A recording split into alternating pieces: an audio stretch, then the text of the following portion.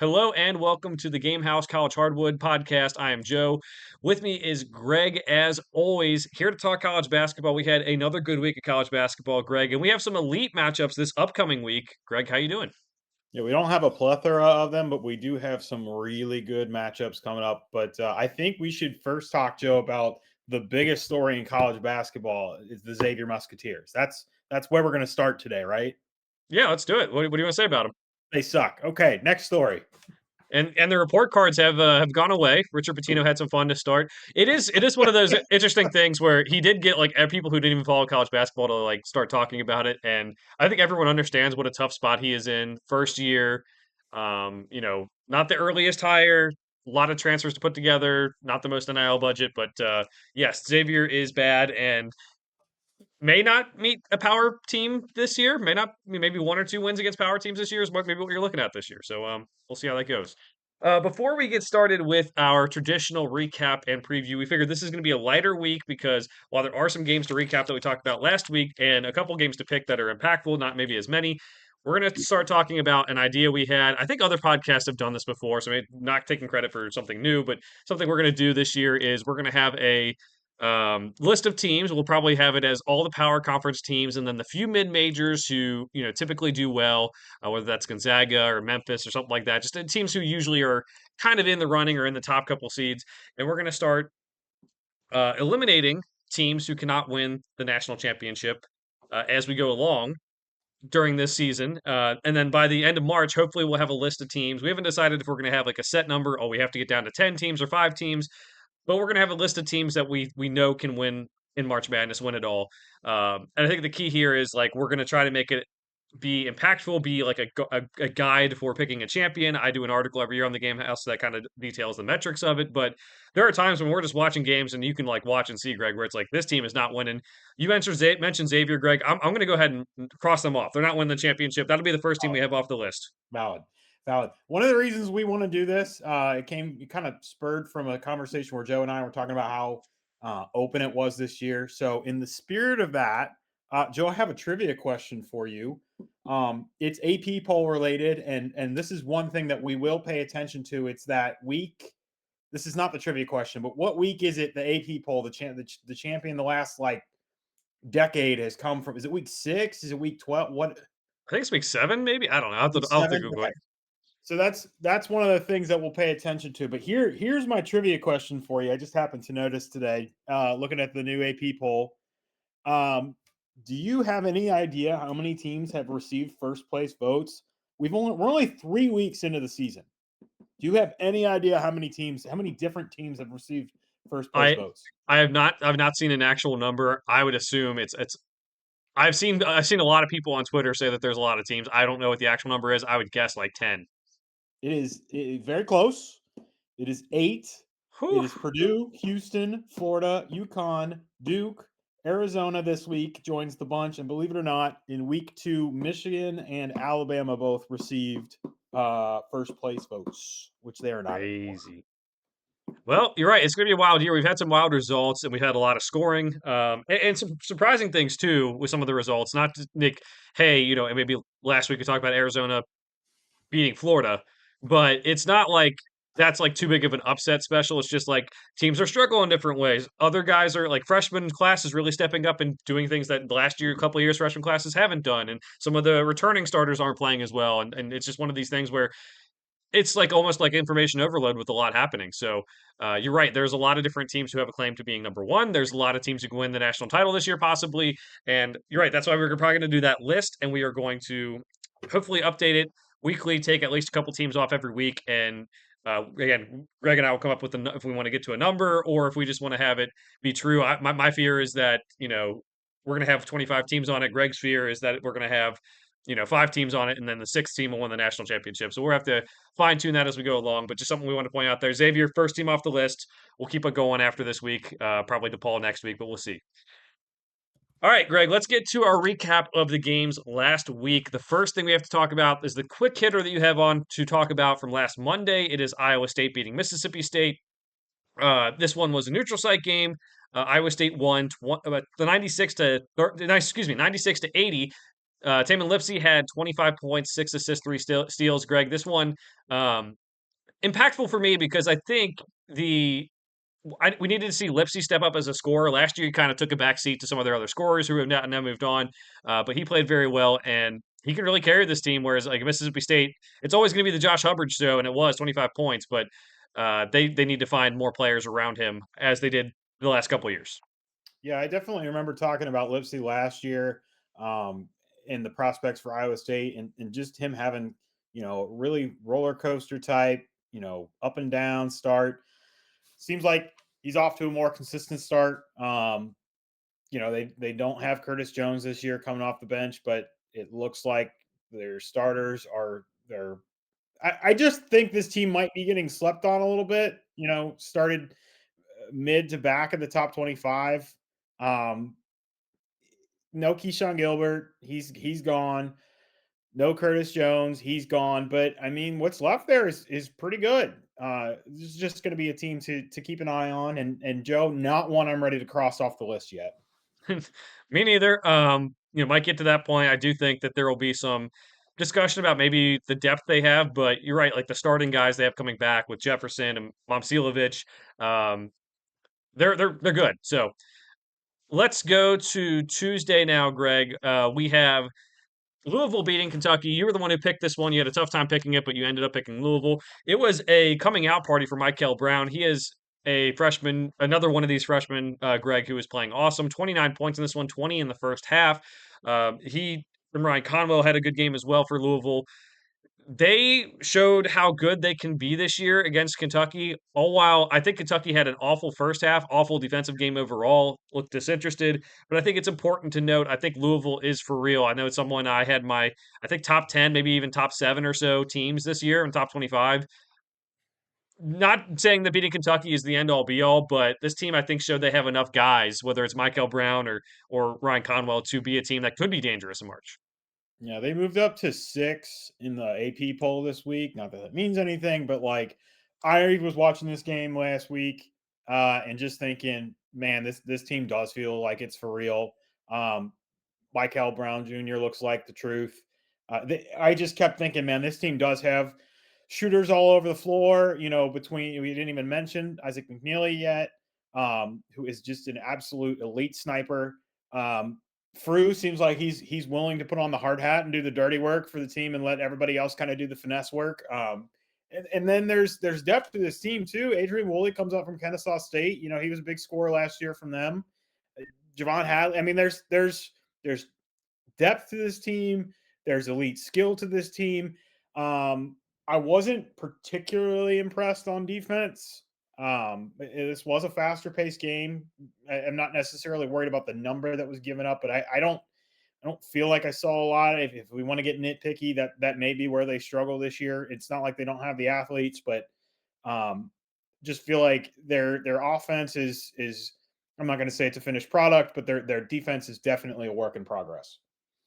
Yeah, I would agree too. And I do think they have some defensive issues. I don't think they have that guy you really trust to be a stopper on the perimeter. And there are plenty of guys. I mean, even all their star guards. I don't think there's a guy that you're really trusting with that. For Louisville again, good step. I think that could be a really good thing for the ACC if they are as good as projected. Kentucky, on the other hand, looked disinterested on defense. Otega Owe didn't look like he was really engaged.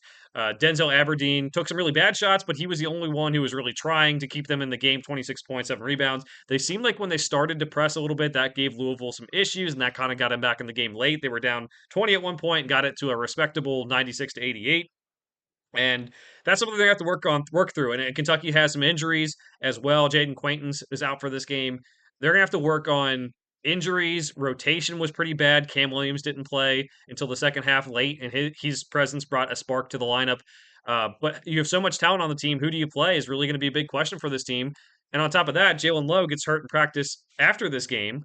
So you're talking about having a rotation for now without Lowe and Quaintance, but then also how do you fit those guys in? Because there's no doubt those two guys are two of your 4 best players on the team. So it's going to be it's going to take a lot of good coaching from Mark Pope, and I think Matt Painter has said this as well in terms of you know depth is maybe overrated in games but underrated in practice. This is like one of the teams where you're going to have to sit there and be like, maybe they spent a lot of money on this roster, Greg. Maybe they should have spent a lot more money on specific pieces rather than having a lot of pieces. Because when it comes down to it, you had the guy who was maybe the second or third best player for Kentucky only played like 11 minutes, and he only played like the last 11 minutes of the game. So it's gonna be really hard to figure out these rotations, really hard to figure out who to play, and that's my biggest concern with Kentucky. I know a lot of people say maybe the defense or Ortega not being locked in or the 3-point shooting, but for me, it's just how do you figure out who's going to play? How do you figure out what the most efficient lineups are? And it seemed like Mark Pope was all over the place in this one, and that could be an issue going forward if they don't figure it out quickly. Especially,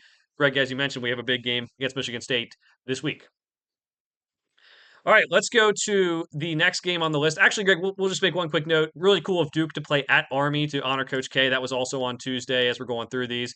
Duke killed them, but it was also really cool as we've seen a couple power teams play on the road at low major teams this year. Uh, Also on Tuesday, we had Texas Tech and Illinois. Illinois was at home in this one. They went 81-77. Greg, there was no Tomislav Visic. The Big Z did play, his brother, but no Tomislav, which Illinois handled pretty well. They only played 8 players and really only 7 players because the last guy played 3 minutes.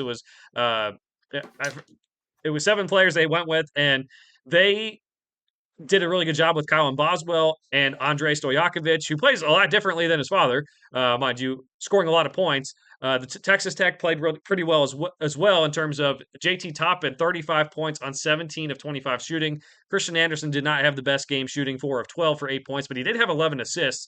This is one of those games where I come away impressed with both teams, Greg. I know we said that a lot in this maybe early season. I know we did last year at least, but this could be a Final Four matchup. This could be an Elite Eight matchups, and I wouldn't bat an eye because these teams, I think, while they had their issues in this game, they played well overall, and I think it was really cool to see these teams who have a lot of new pieces to go around some returners, but and just seeing how they fit this year. Yeah, Joe. The only kind of thing I want to talk about with Texas Tech, I am with you. You know, they kind of play on a short rotation too, and I'm impressed with what they were able to put out. Do you notice that every player off their bench for this game was a freshman? Mm-hmm. Nolan Groves, Jalen Petty, and I'm gonna Say it, Greg. one talk. I know they said it on the broadcast, but I mean that definitely gives me some depth questions for them. Obviously, we've seen freshmen step up around the country, but if the entire bench is freshmen that are playing in a game of this magnitude, they're not missing anybody right now. I didn't note anything. I wanted to make sure I wasn't overlooking someone that they're missing that they're expecting back this season or something. I don't believe so. I think that's it. Which Okay. is Well, I mean that would give me a little bit of pause for them. I think their starters are top notch, but to me, it's just going to be. And I liked some of what I saw, especially from Jalen Petty coming in, but I worry about them getting into a long, grinded out like JT Toppin. This is like the second or third time he's given them 30 this year already. It's not gonna be like that every game. And maybe you get something from Christian Anderson, but they're gonna need a third and a fourth to step up, and they're gonna need role players to come from somewhere. And maybe it will be someone we haven't seen yet.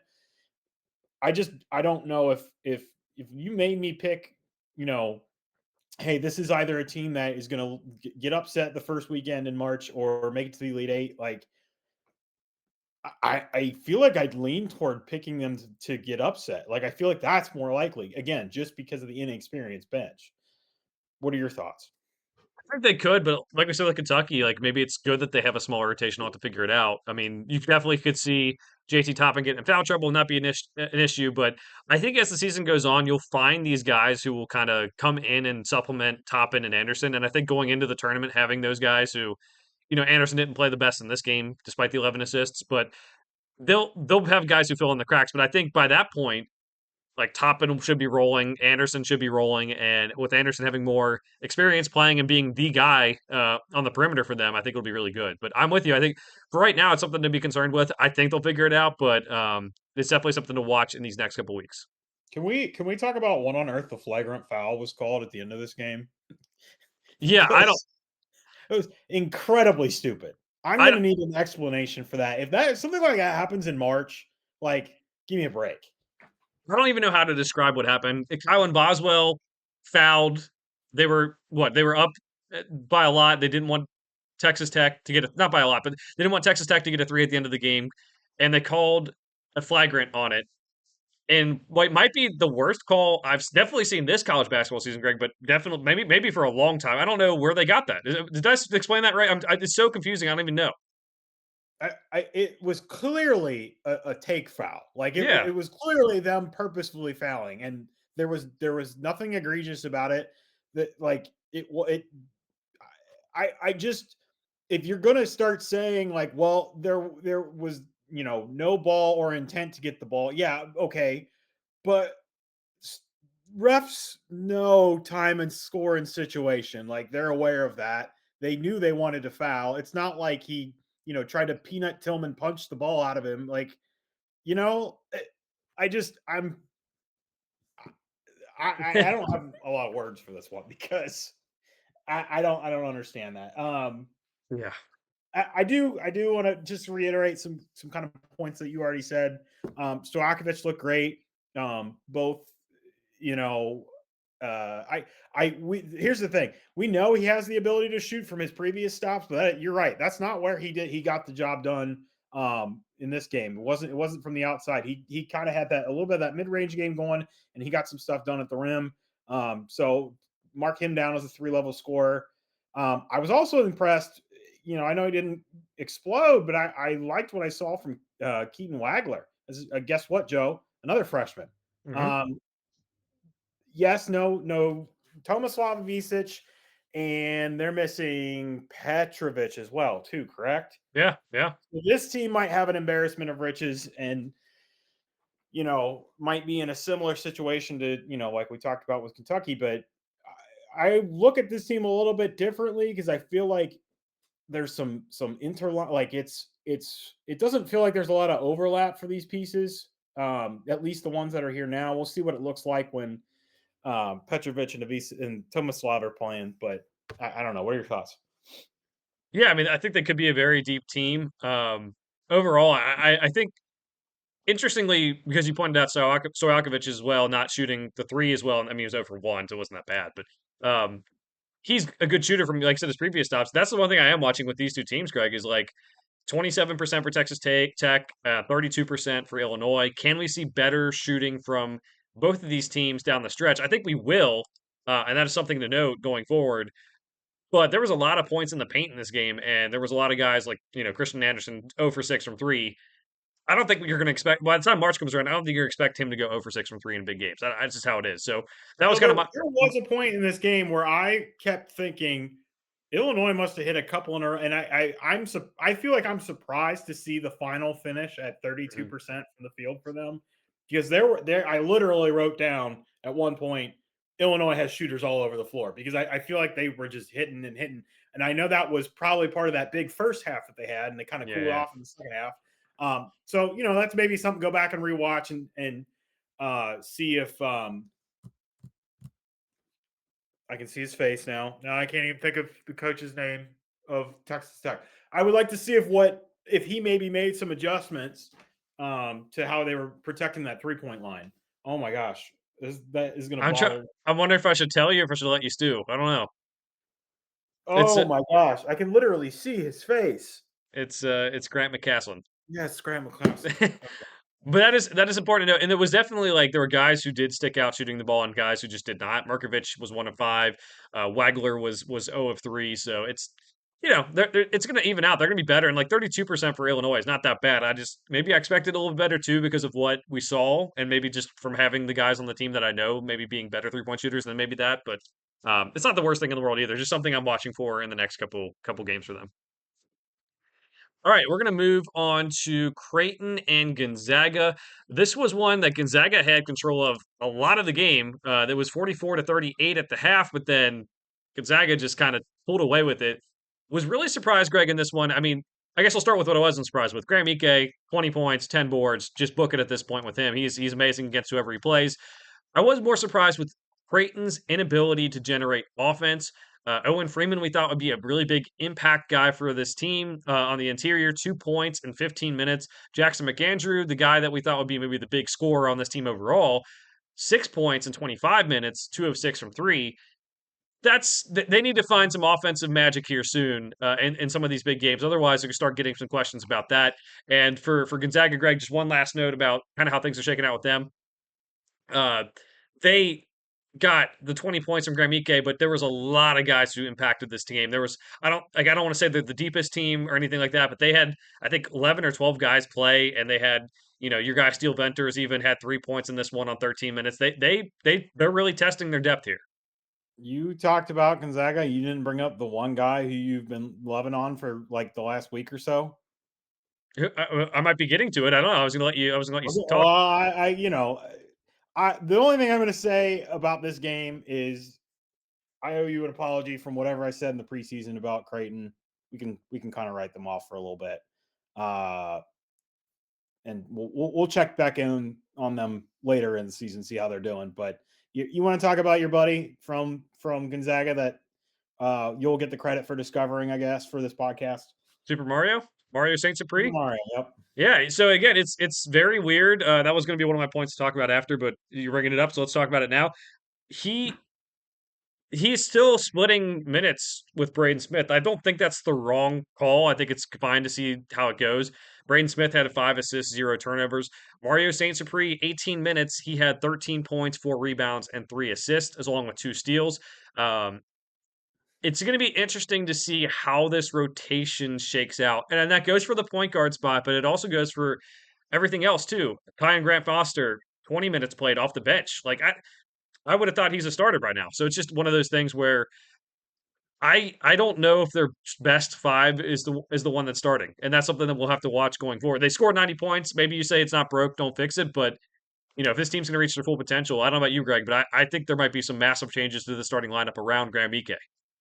Yeah, I mean, like I would imagine in a game that's not a 27-point blowout, they probably aren't playing 12 deep, Right, right. But this is probably a game for him to get to see some of these guys in live action and kind of play around with the pieces a little bit and see what do I got with here, what do I got there. So, maybe in a game like this, is he's doing that experimentation of seeing who he wants to put where and what situation and what works on the floor and whatnot. But yeah, I don't think that this is something that he does, that in a in a closer game. And I would say for the most part, I mean, we've talked about a couple teams tonight already. They're playing on short rotations, but for the most part, you watch games in November, December, and a lot of these teams will play 8, 9, 10 man rotations, and then we get to late in conference play, and some is for injuries and whatnot, but a lot of these coaches will start just shortening their rotation and keeping the best players on the floor for as long as possible, kind of thing. The only note for the people at home, Braden Smith does not play for two teams. This is a different Braden Smith on Gonzaga. I think we already mentioned that when we were talking about him in the preseason, but just for the people listening, want to make sure that when we talk about game coming up here in a little bit, that they don't get confused. Yeah, I mean that's our next game, so let's go right to it. Greg, props to you for picking this one right. You had a better week than me with our picks, and I believe you're up by 1 on the season, so deserve a lot of credit there. Purdue wins this one 87-80 on the road. It was pretty close game throughout. It was 43-41 at half. This was the Braden Smith TKR show, Greg. 29 points for Braden Smith, the one that plays for Purdue, obviously. 7 rebounds, 4 assists. He did have some turnovers, 3 turnovers. TKR had 19 points and 15 rebounds. And for Alabama, Aiden Holloway and LeBaron Filan were the two guys who were the highest usage guys. Holloway had 21 points and 7 of 13 shooting, 5 of 9 from 3. Filan was 5 of 14 from the floor, 1 of 6 from 3 with 11 points. And they're going to need both those guys to be good. But I think this was one of those where it was a high level game. Both teams figured out there's some things they need to work on. But when you can rely on that 1-2 punch of Braden Smith and TKR, there's not many teams at this point in the season that can match that.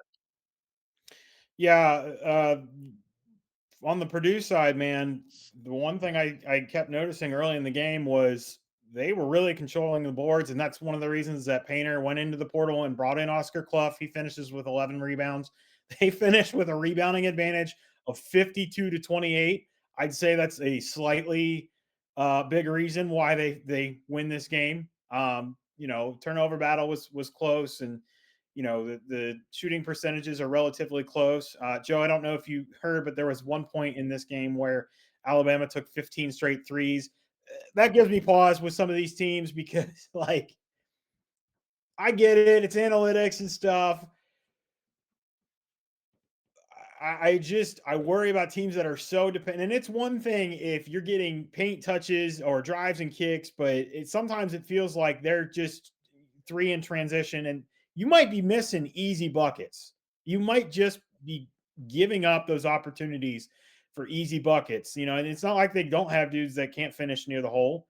Um, and sometimes those are the things that will open up those 3-point opportunities. Now, Nate Oates is his coach, and they're program is way better than it's been, since he got there. So I guess I'll let him, do what he does. And I'll do what I do and talk about, college basketball and not get paid for it, but it is what it is. Um, the only and I hate to sound like I'm talking out of both sides of my mouth, but it got brought up on the broadcast a couple of times. But Taylor Bull Bowen being able to shoot from the down low position kind of tested Purdue a little bit. I think it was good for both teams. I think it's good for Bama to realize that they're going to be able to stretch some teams that aren't comfortable doing it, and it's good for Purdue, to kind of get to see, okay, Daniel Jacobson out on the perimeter is not going to work for us. We're going to have to figure something out with our defensive switching and sets on that. Yeah, definitely. There's concern. Like, I think this was a good game. I think there's concerns for both teams, and for me, I think Purdue. It's kind of the same thing. It's like they did get the rebounding advantage. That was they moved TKR to the 4 this year. That was a big emphasis of Matt Painter, like you said. It's still just like how consistently can you get a third guy? Who is the third guy who's going to score? Like sometimes it's Fletcher Lawyer and he goes on those 7 to 10 3-point shooting games. Sometimes it's not. And like, what are you going to do when it isn't? Is it CJ Cox who had 3 points in this game with Fletcher Lawyer 7? It's like that's may not be enough, and it almost wasn't enough. Again, they won the rebounding battle. That's what won them the game. But Greg, like I don't know, and this is also a concern for Alabama. But how often can you expect two of the top 3 players for Alabama in terms of shots taken to be 2 of 12 from three? Like that's not something that's usually going to happen between Philon and Reitzel, who both I don't know about Philon wasn't the greatest shooter last year, taking that many to be honest, but Reitzel is a very good shooter, so it's just something to consider. I'm with you with the Alabama stuff too. Is like I'm pretty confident. I don't think I'm picking this team. I'm not saying we're taking them off the list, Greg, but I'm saying I don't think this. I'm taking this team to win the title. Like we saw them, maybe not their best team when they were the 4 seed, make the Final Four. It's like they can get hot with this style of play, but at the same time, it's hard without that like inside scoring presence that you can really rely on to trust them to like be able to go down and just get a bucket. Like, sometimes there's guys, even on the best teams where you can throw it inside and those guys can get some points for you. And like that's a lot easier to kind of get things going and to open up the whole floor for you. They don't have that. I'm not saying they aren't a good team. I'm not saying they can't make a Final Four, but like watching this team early, it's like one of those things where Purdue, like obviously, I could see them winning a title. Jokes about a Purdue aside, and their choking abilities and all that, and just Purdue being Purdue. I can see them winning a title. They just need some guy, like a third guy, to step up more consistently. They need Fletcher Lawyer to maybe be that guy.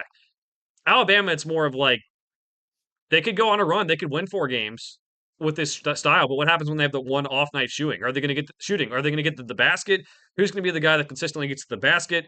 If it's Philon, that makes sense. But if it's not him, who's going to be that? So that was what I kind of took away from this game. I think they'll win a lot of games. I think a lot of that shooting will turn around. They can beat anyone in the country. But to do it consistently for a 6-game tournament at the end of the year, I'm not sure I'm there, and I'm not sure I've ever been there. But that's what I think is going to be the question for them, and the whole, as you said, analytics thing going forward. They may be leaning too far into it. I mean, I look, if you look at the percentages, okay, so they shot 37% from three and they shot 42%, overall from the field. And like, if you just straight look at that and say, okay, they're getting more points on their threes versus their twos. But my point I made earlier was they might, when you're taking 43 threes in a game, you might be passing up 10 easy layups. Like they play so fast that they give themselves many opportunities to shoot these threes, but I'm not saying it's wrong, but you may be passing up easy buckets. And I know you just said they don't have an inside presence. I mean, Cheryl is not really going to be a finesse guy. He's going to try and bully somebody over. If you're going to dump it down to him, it's going to have to be right near the rim. But I'm with you. If they get into a game and they realize that a team is running them off the 3-point line, it's going to be difficult for them to score unless they just have one of those. Yeah, we're making our shots nights. Despite the defense. Yeah, yeah, definitely. All right, so there was some quick hitters that Greg mentioned that was from the weekday games. I'm going to get to those real quick before we get to more of the weekend games that we have to recap. First off, we have Dayton and Cincinnati did not go well for Greg's Flyers in that one. Cincinnati wins that one. Michigan and Wake. Michigan and Wake went to overtime. Michigan won 85-84 in a good game that I think really showed us a lot about both teams, and maybe Michigan having a lot of bigs who can do a lot of things again is going to be fun to watch. Florida was able to beat Florida State in a game that was closer than a lot of people thought. Florida wins 78-76. Thomas Ha had 20 points and 13 rebounds. We already talked about Creighton and Gonzaga. So the other quick hitters from the week, Greg, we had Michigan and TCU. This one was that one on Friday? I might have it under the wrong Yeah, day. yeah. So that was on Friday. Michigan wins on the road, 67-63 over TCU. Gonzaga, Arizona State was Friday too. Yeah, yeah, and they um so this is something I think maybe a little bit concerned with Michigan and maybe some of these close games against teams that maybe aren't projected to be good, but they're also still finding their way. And then on top of that, you mentioned Gonzaga, Arizona State was on Friday as well. We not too much to say. Gonzaga, Graham Ike, I said 20-10 is just book it. He had 20-9 in this game. Arizona State just clearly not of the same quality. And Adam Miller from Gonzaga gets to play a former team in a revenge game there. So any thoughts about it? You can go through each of them if you want, but any thoughts about Yeah, any of these in the large part? yeah, just general Michigan. I was talking to there's a Michigan fan that I work with, and I told him after the way the Wake game went, I was like, man, I think they'll be ready to play, even though it's a road game at TCU. And it just seemed like they weren't ready to play, and they get the win. And I mean, I guess that's one of those things where it seems like they found a couple of different ways to win, and they're winning close games, and maybe they'll hit their stride. But I feel like that's a team I kind of expected, especially when you bring in, you know, the top rated transfer and Yaxel Lindenborg and whatnot. I feel like I was expecting more out of them in the early season. We'll see. We don't have anything that we're picking them this week, so they're kind of going to be off our radar unless they drop one of these games. Um, Dayton, we don't have to talk about them anymore for a while. Sorry, that was a waste of your time. Florida, obviously the loss to Arizona like doesn't look that bad now. Arizona looks really good, but then they struggle with this Florida State game, and I don't know. I think we've kind of already hashed out where we're at with them, and um, it's gonna take a little bit of crafting from Todd Golden to figure out exactly how to make this team work, and they don't have a ton of options. So there's only some minor tweaks that he can make, but just something to note. A team that came in with pretty high expectations, and now maybe we're setting the bar a little lower, or just kind of dropping those down a little bit. I feel like maybe some of this is stuff that we could have seen if we'd have really looked more in depth at the makeup of the roster. When we were looking at it in the preseason. I remember looking at that box score and seeing they got like 5 from Lee and I think like 8 from Boogie Flint. I don't know. It gives me pause with that team. Not ready to check them off our win title list yet, but and then Gonzaga, Arizona State. Just wanted to make a note of it because I feel like at some point that game is going to pop up on there when we're doing March resumes about their seating. Any win they get out of conference being in the WCC is good for them. Definitely, Greg. Let's move on to some of the big games of the weekend. We'll get some more quick hitters that happened over the weekend as well as we go through. Arizona UCLA was the big game on Friday night. Arizona wins this one 69-65. Now, we saw earlier in the year in the opening game, we saw the freshmen step up. We saw Koa Pete step up, and maybe Braden Burry's circled in that game, but he had a big game later on. It was the returners who did really well in this game, Greg. We had Jaden Bradley had 15 points. Anthony Del Orso had 20 points. Mount Crevis had 10 points and 8 rebounds. That was kind of the story for Arizona is like maybe when their freshmen aren't playing well, the returners can pick them up and maybe vice versa. I think it's a really good step for them. And then UCLA, Donovan Dent's been banged up. He didn't play his best game, 11 points, 8 assists. It wasn't a bad game, mind you, but just not his best game for a guy that maybe they're counting on to score more. And Tyler Bilodeau had 19 points, but only 2 rebounds. It's going to be interesting to see this UCLA team and how they mesh together and what the style is. Is it going to be Donovan Dent scoring 20 per game to kind of get them wins? Is it, how's it going to go? But for me, Arizona being able to win in a bunch of different ways is going to be key in March, and them getting these big games early in the season is going to be really beneficial for later on. Yeah, Del Orso finding his stroke definitely good for this team. I felt early on that watching the beginning of this game before Del Orso came off the bench that you know this was UCLA's game, and honestly, Joe, this game was kind of in UCLA's control in terms of the tempo and the way it was played and not that Arizona can't play physical, but there were times where honestly, since Friday, since watching this game, I've just gone back in my head and said, man, I'm still not 100% sure how Arizona won this game. Just Mhm. just the way it was played, and it did go back and forth at times, but it just felt like a vintage Mick Cronin UCLA game that they played exactly how they wanted it to. No, they didn't. You're right. They didn't get what they probably would have wanted out of Donovan Dent. He's maybe taken a little bit longer to come along and be what we would think would be the All American that he's supposed to be this year. But uh, I I just I keep replaying this game in my head, man. I just like I can't pick out other than Del Orso hitting, a couple of nice shots and a couple finishes at the rim. I don't know that I can pick out, even having watched this game start to finish, what exactly it was that gave Arizona the edge. Yeah, I mean it's they won the rebounding battle. They shot 32% from three, but UCLA shot 53%. It's not like there's one definitive thing.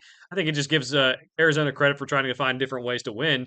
For UCLA, Greg, I know I mentioned it, but like what is this team? Like I don't it is they have a decent collection of talent. You got Donovan Dent, you got some returnees like Sky Clark and Eric Daly and Tyler Bilodeau. Xavier Booker comes in playing more of a center role than the power forward role he played at Michigan State. Not much production off the bench at all. Are you going like is it going to be this nitty gritty Mick Cronin team, or is it going to be one of the Mick Cronin teams where like, oh, you have Johnny Juzang and Jaime Jaquez, you have guys who can go get a bucket. Like, I think Donovan Dent can be that guy, and I think he kind of has to for this team because if he doesn't have those games, like he was 5 of 16 shooting, it's going to be rough for this team, I think, if it doesn't get going. And it's crazy to say because this team did have some pretty decent high expectations for I guess what they were last year, just because they had Donovan Dent. But one of those they just need him to play better, and they were still in the game without him. But if they really want to be the team that maybe reaches their ceiling, it's going to be one of those where it's like Donovan Dent. Yes, you do need to average 20 a game, or you do need to average 16, 17 a game, and maybe you can't go a game without 13, 14 points. Without you can't win those games. So that's what I'm watching, and as much as I'm impressed with Arizona, I guess you're right. It is fair to say UCLA was right in this game. It did look like they were controlling the pace, but they needed just a little extra oomph to get over the top, and Donovan Dent couldn't provide that in this one. All right, let's go on to Saturday, Greg. We have a quick hitter first with Maryland and Marquette. It was a game where Buzz Williams was able to win against his former school. This is a game that I've seen at least on the social media stuff that Marquette fans are not taking well. I don't know if it's just because they played Maryland or if it's because Maryland maybe isn't projected to be like one of the best teams this year. But there's a lot of people who said what I said last week, which is like we don't know why we're so against the transfer portal. We had Tyler Kolek, and he was like our best player. He was Big East Player of the Year, and now we're against it. And we have Chase Ross scoring 31 points and some other Ben Gold scoring 18, but there's a lot of guys who put up 0 and 3 or 1 point on the day or 4 points on the day, and it's like there's just not enough help. And I think on a flip side, you get Maryland with 4 starters in double digits and a guy off the bench, Isaiah Watts with 18 points. It's like, what the hell are we doing? And I kind of get where Marquette fans are coming from, but important to note, Maryland won 89-82. I'm not sure either of these teams are going to make March. Pharrell Payne did have a an injury that looked worse than it was actually. I don't have an update on that right now, but a weird game because of the coaching connection, but also just where these programs are. And I guess Marquette fans just kind of really falling. They're really not having a good time right now, Greg. Yeah, I thought this was just a good little case study in we're gonna, in homegrown versus transfer portal. I mean, like Buzz literally brought over several guys from A&M to this team, and it's obviously he wins the game. But then you like you mentioned, I wanted to touch on this. It may not even mean anything in the big scope of the season, but a coach coming back to play a game against a former team is just it's just always something I want to have my eyes on. Um, I'm not sure what Maryland's going to be this year, but I feel like maybe after losing Jacoby Gillespie, they're a little bit farther along than I would have thought they'd be at this point. Yeah, I mean, 3-1. I don't think they're a great team. They'll probably be on the bubble by the end of it, but they are probably farther along and getting a win on the road against Marquette. Again, they're maybe they're a bubble team this year. That still mean I mean, still means something early in the year before they can really mesh together too. All right, to the big game on Saturday that we're going to get to, Greg. We have BYU and UConn. Greg, I love this game. It looked like UConn was running away with it. There was people mouthing off on Twitter, and then the second half happened. So after AJ DeBansa has his uh, terrible first half, he ends up coming back in the second half and putting up, 25 points in total. And what really changed the game is they started pressing UConn, and UConn could not handle it at all.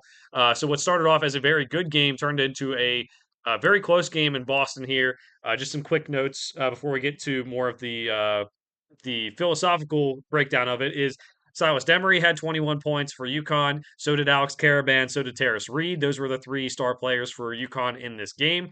And BYU, like I said, AJ DeBansa had a terrible first half, came back and kind of remembered who he was, 25 points overall. Richie Saunders had 17 points. Robert Wright had 16 points. Those are the guys who are going to have the ball in their hands a lot this year. But that was it, Greg. Like, I don't know about you. I think the biggest takeaway from this is like I think BYU can compete with anyone in the country. I think that's a good takeaway from them. And for UConn, it's like, hey, you better work on that press break because you're a solid team with a lot of talent, but that should not disrupt you as much as it did in the second half. I so it was weird because UConn, it seemed like they were in complete control of this game. And like you said, BYU was kind of doing that 1-2-2-ish type, like, I don't, what do you call it? Like, not like a fake press, but like they did it at parts in the first half and they dropped back into this 2-3 zone and UConn just ate it for breakfast. It was not doing anything. And then they started doing a little more like intense, three-quarter court, full court pressure, and it almost seemed like it just threw UConn's rhythm out. And this is all the while Kibikeda goes out with a concussion. Not sure when. I'm sure he'll be back, soon, but he did not return in this game. And they're missing Kennard Davis, who's dealing with off the court issues. So at one point you start saying, well, maybe this is a game that UConn probably should have firm control of, and I don't know. There's a glint in AJ DeBonce's eyes, and all of a sudden he'd been quiet, and he just kind of went, full takeover mode. And it wasn't just him. It was like he was leading the charge. Like it wasn't just Mm-hmm. his game. He wasn't the only one that contributed late, but um, I don't know. I have a little bit of mixed feelings about this game because at one point, I want to give credit to UConn to be like, man, they look really great out there, and then I think about what BYU was missing, and I'm like, well, I guess, and considering the fact that all that went out, all that happened, and Robert Wright still had a chance to tie the game and turn the ball over. Although I will say this, UConn definitely had to play around with some of their personnel because Stewart had foul trouble and Solo Ball had foul trouble and Jaden Ross actually fouled out. So it wasn't like they were without their issues. They weren't constantly at full strength throughout this whole game with no issues and just kind of choked it away. They were dealing with their own adversity. I still really like this UConn team. I'd like to see BYU get back to full strength, and then I feel like this is a game I'd like to see. I'd probably like to see this game played again, in a Sweet 16 Elite Eight type setting. Yeah, like I mentioned, this was a fun game. It looked like it was over, and definitely things to work on for both teams here. I think for UConn, you feel really good. You found Silas Demery. You have him.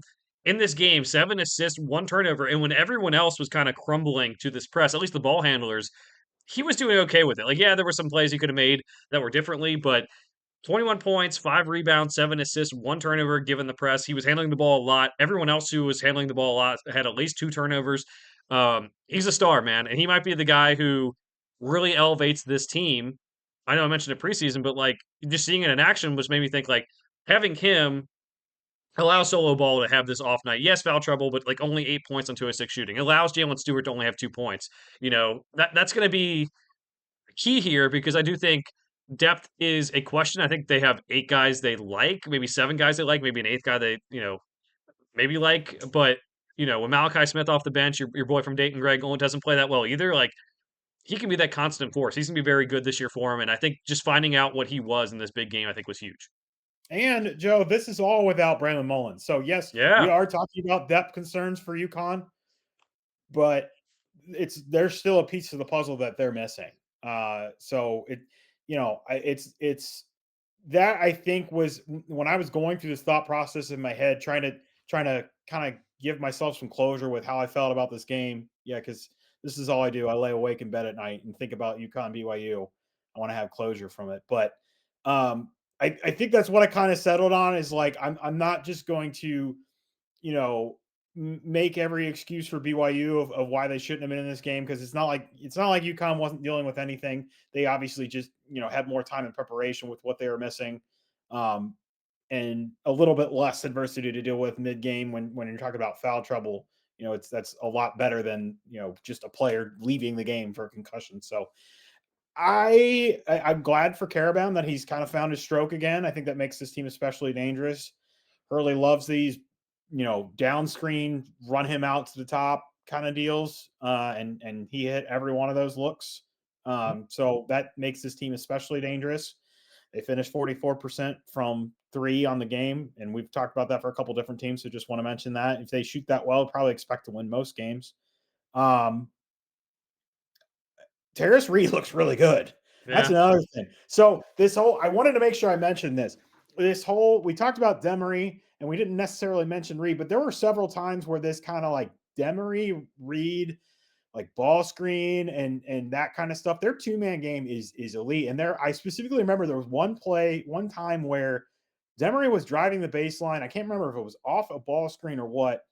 Demery's driving the baseline and Terrace Reed, he kind of like steps back, not quite on the block, but maybe a step further back. And Demery just gives him his little pocket pass. And it was like Reed knew the spacing and knew where to best position himself to get an open look. And it goes in. Like, that's the kind of thing that you look at and you see that 3-4 times a game. And you're like, yeah, there's chemistry here. These guys are cooking together. And that's what, to me, like your shot might come and go, but some of these, I mean, we're talking about some of these teams that have tons of talent. And we're like, we don't know how it's going to mesh together yet. Well, it seems like these guys are figuring out how to play together. No, they really are, and, that just shows you, I think, how Dan Hurley does it, but also how Demery, you know, if you are, like, a friendly point guard, you can figure these things out quicker than if you're, like, trying to figure out how to score or play off of each other. If he's, like, the guy who he'll take the shot when he needs to, but he'll also set up his teammates, it makes it a lot easier, so you're right about that. But that's the thing, Joe, about this team is the ball moves really well. So Mhm. sometimes you give up the ball and you may on the same play get it back and be the one to score. And this team is really good about that. Which is another reason they can get away with an off night from Solo Ball. Yeah, depth might be a question, but they really, apart from having a lot of talent, they play as a team. There were several times where I mean the ball is just moving around, and that's how they were eating this zone up when they were playing that, the few times they were playing that zone, the ball is just constantly moving and they were poking and prodding and trying to find it's just they look cohesive.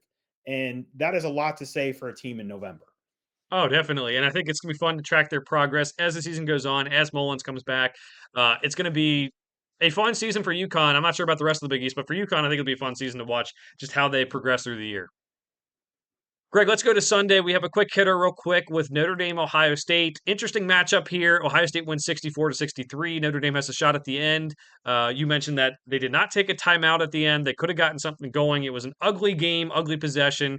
Um, might be one of the uglier games you're going to see. Marcus Burton for Notre Dame, 3 of 14 shooting. Um, the he did hit 8 of 9 free throws for 14 points overall. Bruce Thornton had a good game, 24 points, 8 of 15, shooting 4 of 7 from 3. But this was like kind of opposite of UConn. There wasn't a lot of great ball movement. These teams kind of thrive on having the ball in their guys' hands. And for Bruce Thornton, he stepped up. And for Notre Dame, their guys did not play the most efficiently, and that kind of cost them. Yeah, I feel like I remember mentioning Notre Dame on the preseason show about them maybe possibly being a tournament team. May, I feel like that was us, but I also might be completely making that. I have pretty good memory. I end up referencing stuff we talked about on the preseason show, like throughout the season. That's one note that I can't remember if we mentioned it or not.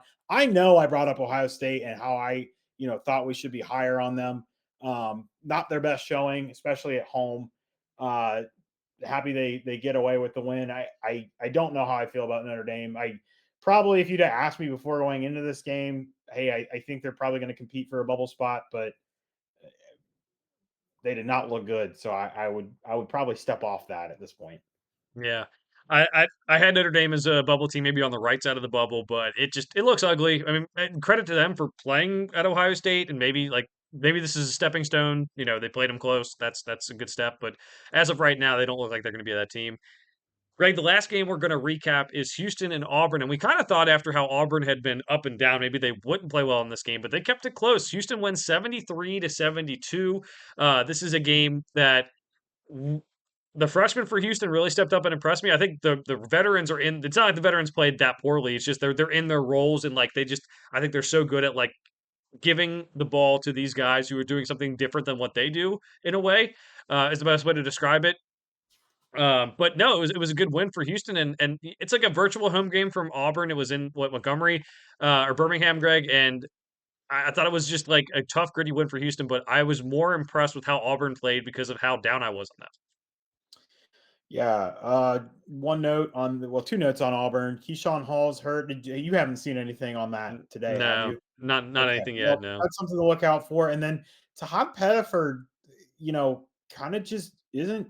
He's definitely not efficient, but I feel like he was pretty easy in for me to. Hey, I think this guy's gonna, you know, be the leader of this team, and he's just not been that so far. Right? On top of the coaching change, I feel like that really makes me want to step back on Auburn a little bit.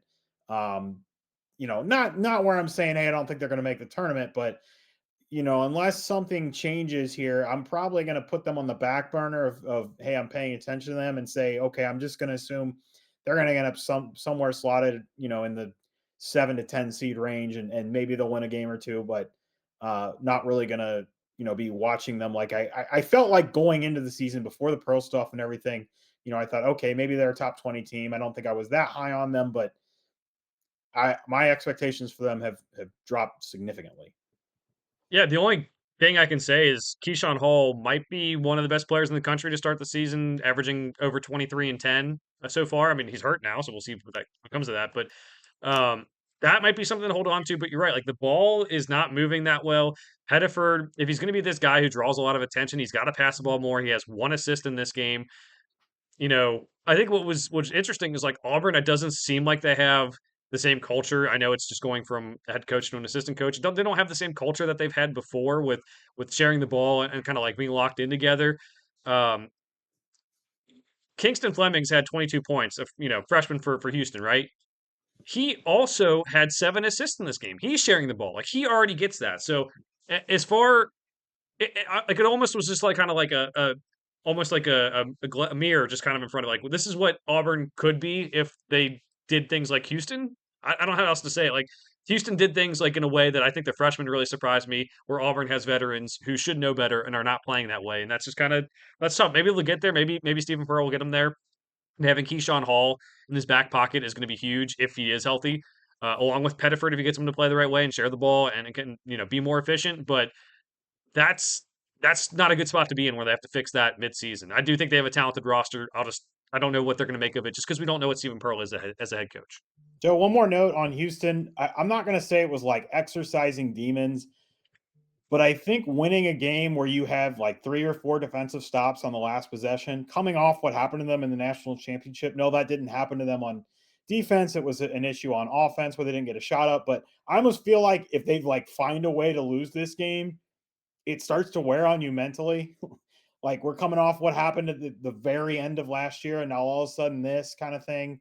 If they were to lose this game, it's a nothing burger at this point. They find a way to win the game. If it would have been the opposite result, if Auburn gets a layup late or something, then it's like you just almost wonder what it does to their mental state, kind of thing. Yeah, definitely. And these two teams played last year too, so maybe a little bit of something to mention there is like trying to get things back on the right track for Houston after last year. Um, it's I don't know. I'm happy these two teams played. I'm happy we got to see the result from Houston's freshman. I'm glad we got to see Auburn put up some fight, even though there are plenty of things to fix, and we have to see how Keyshawn Hall's doing. All right, Greg, that is our recap for the week. Let's get to our picks. Again, not many this week because of some teams maybe taking it easy before tournaments next week, but there are some big matchups. Let's start off with the Champions Classic. We have Michigan State and Kentucky. Champions Classic this year will be in New York, Madison Square Garden. Kentucky favored by 5.5, Greg. I'm gonna take Michigan State, and I never in a million years, if you'd have asked me that October 1st, I've been like, "What are you crazy?" But with things up in the air with Lowe, I would think it's pretty certain that he's not playing in this game at least. The question is whether or not he's coming back for the season. Correct? I feel like I heard someone today say something like, "Well, maybe it's just going to be a scope for him and it won't be bad after." I didn't know what you're hearing. It looks like it's going to be a while before he comes back. I don't. It's not like there wasn't much like clarity on the update. And I think that's sometimes how shoulder injuries go. I would assume he's not playing in this game and probably not for the next couple weeks. But hoping probably kind of like Jaden Quaintance, probably hoping he comes back for SEC play. I think is a reasonable expectation. If he's back earlier, I'll be happy. But that's kind of where I'm at with it. Well, just kind of with some of the uncertainty that we talked about Kentucky and their lineup in general, and we've seen kind of the appearance of Cam Ward and whatnot, and a couple other pieces. I think if they control the tempo of this game and they play it how Izzo wants to play it, I think they win this game. I think it's Michigan State. Yeah, I don't hate the pick. I'm going Kentucky because I do think there are more problems with Michigan State that we just haven't seen yet. Um, I think Arkansas didn't play their best game against Michigan State. Michigan State was able to win.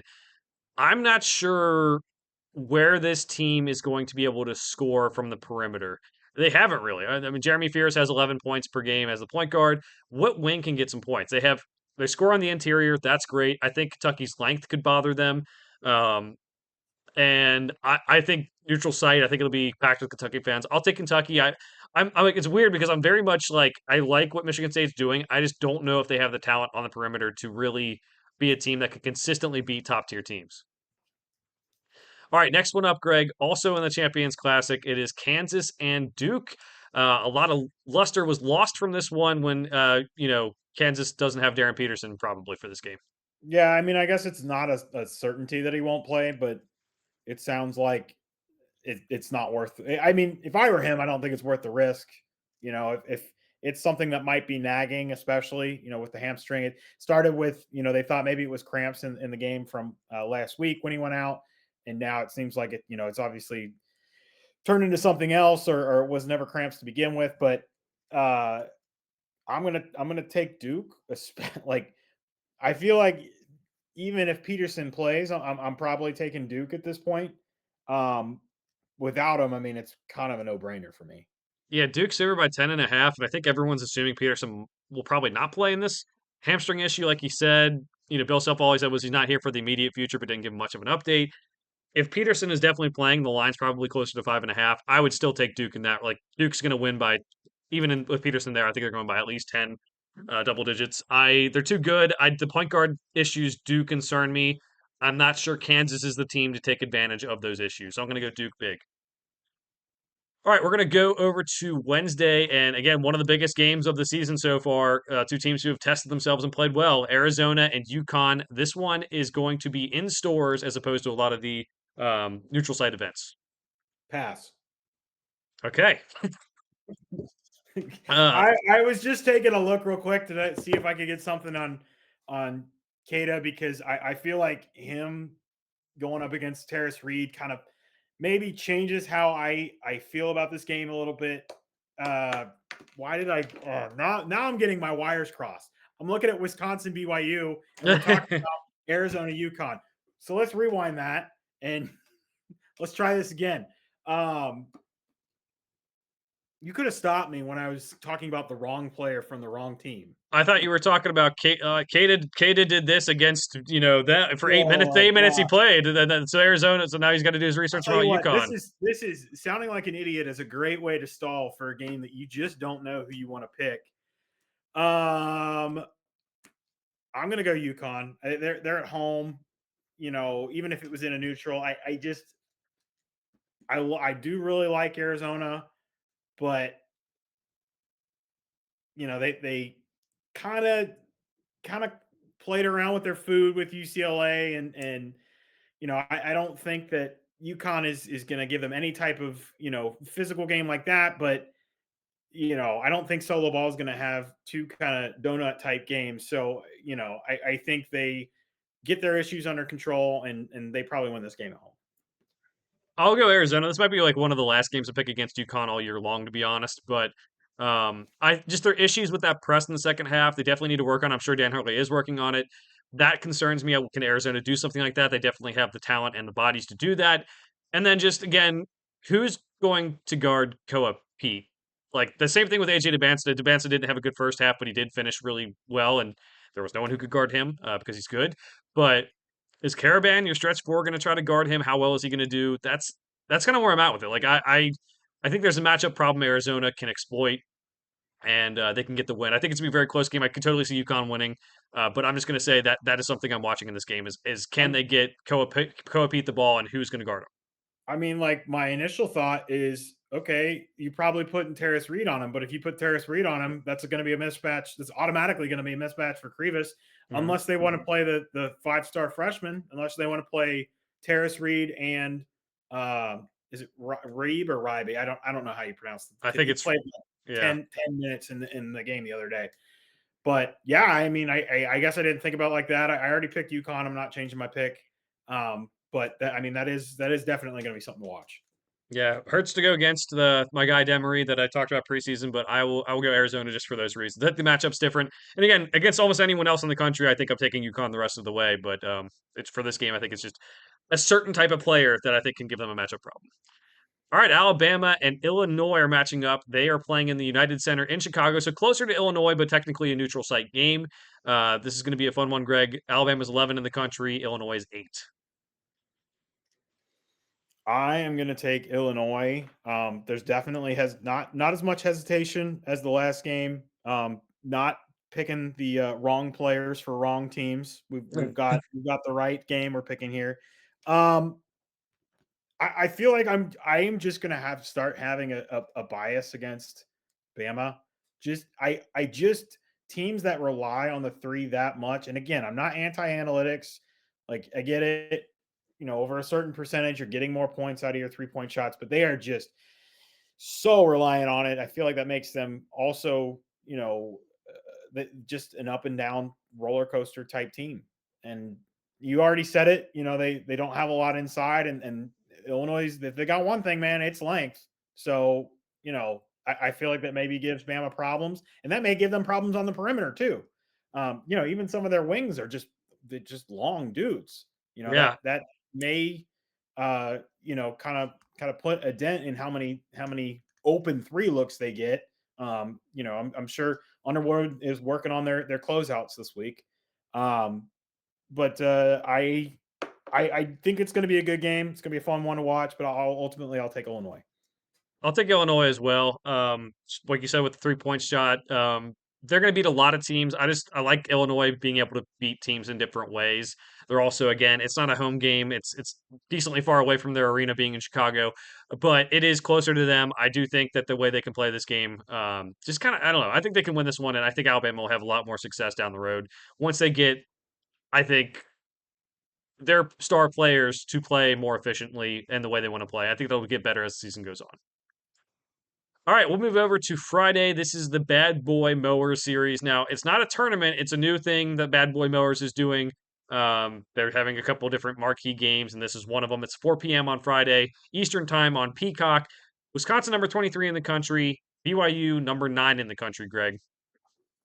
I will take BYU, regardless of whether or not Keba Kid is playing in this game. Um, now that I actually have the correct opponent for BYU, goodness gracious, you can edit that part out, right? Where I just talked about the completely wrong player for the. It was one of those brain farts where I am looking at my outline and I think I looked ahead, so I started talking about a player and it wasn't about the game I was picking. This is what ADHD does to you, I guess, right? Yeah, I mean, I can edit it out. I don't know if I'm going to, but Okay. so that this is a good time to tell everyone if you are a producer and want possible college credits, hit us up. You can be a producer for us. You can cut the show and cut out my mistakes and Greg's few mistakes. Oh, I make a lot of mistakes. You're the one that makes few mistakes. Yeah. All right. Well, you're going BYU. I'm going to go BYU as well.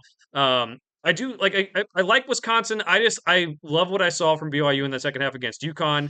I think the Bandsta needed that second half to kind of like realize, hey, I am good. I am a star. I'm going to start playing like it to really get them going. I think for the long term, they can beat you in so many ways, just like so many other teams. I really like Rob Wright at point guard. Richie Saunders being able to score the ball. Kada being out could really hurt, but I really like what this team can do this year. Wisconsin, I think, just haven't seen too much of them so far this season. I'm excited to see what they can do in this game, but I'll take BYU.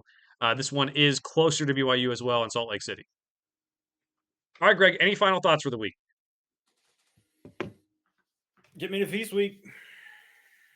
Give you a feast week. Get me to feast week. Give me. I don't. Hey, you're fast forwarding through this week. We have so many good games. Don't do that. That's a good point.